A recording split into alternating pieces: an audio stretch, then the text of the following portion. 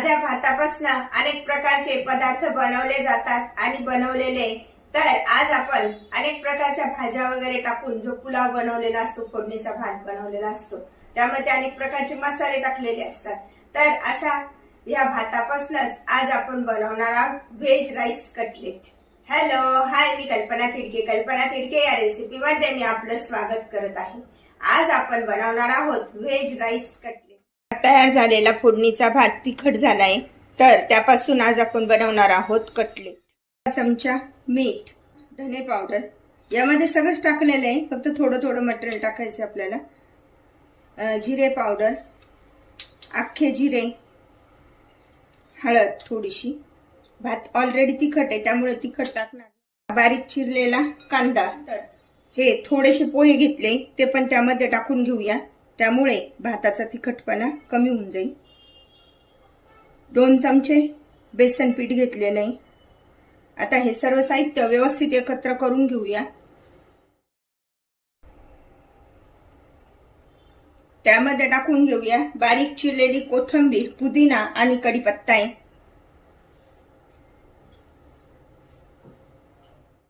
सर्व साहित्य व्यवस्थित एकत्र करून घेऊया आणि त्याचे छोटे छोटे कटलेट बनवूया।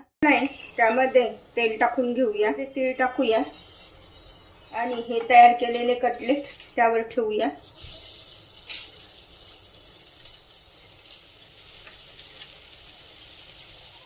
तेल सोडूया।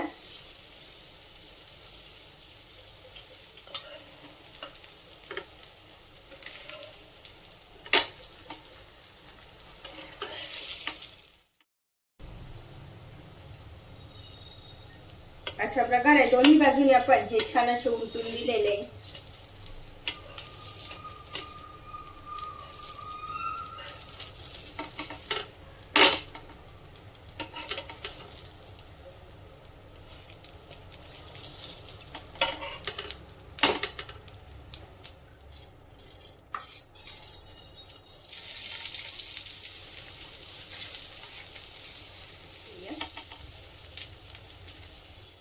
एक साइड व्यवस्थित अशी हे झाली आहे, भाजली गेली आहे। उलटून देऊया।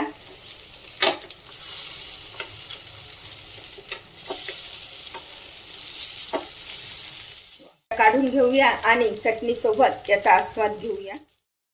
फोडणीचा भात म्हटल्यानंतर त्यामध्ये सर्व प्रकारच्या भाज्या असतात, तर अशा या भाज्यांपासूनच म्हणजेच शिळ्या भातापासून बनवले कटलेट।